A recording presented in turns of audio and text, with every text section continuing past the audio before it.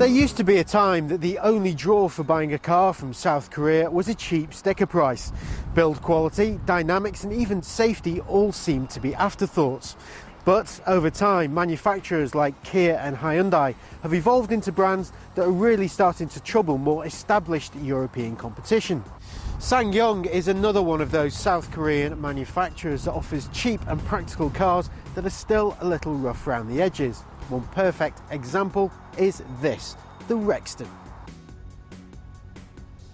There isn't much choice when it comes to engines. There's only one available, a 176 brake horsepower 2.2 litre diesel. Now you can have that with either a 6-speed manual or a 7-speed automatic, both courtesy of Mercedes-Benz.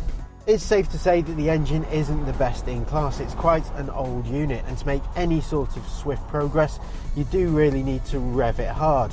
There's no sense of refinement whatsoever. You'll have to be careful of that pace when going around sharp bends, as the steering doesn't have a great amount of feel and there's quite a lot of body lean too. Just because there's a lot of play in the suspension, don't think the ride is supple, far from it. It feels quite fidgety and isn't great over potholes. The Rexton sits quite high, so there's a decent amount of ground clearance for anyone wanting to take it over anything more testing than a gravel car park. Find some dirt tracks and some steep banking and you'll be surprised just how much it makes light work of it all. What helps is the low range gearing and hill descent control. From the second you get behind the wheel, you can tell straight off that this is a car that's been built to a budget, but it's not as low rent as you may think. Okay, there are some cheap plastics on show, but it's neatly laid out and relatively straightforward to get to grips with.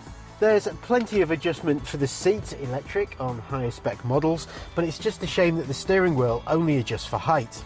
Space isn't an issue though. This is a fully fledged 7-seater and there's no shortage of room up front or in the middle row. The third row is best reserved for small children. Most of the time though, they're best stowed to make room for a sizable boot.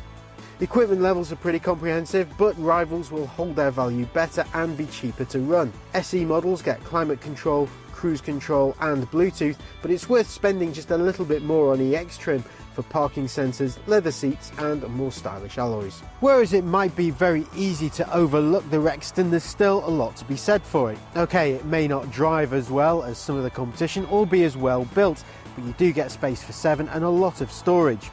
The biggest draw for many though will be that rather attractive sticker price, but bear in mind there is a new model coming towards the end of 2017 and that may rectify some of the issues of the existing model.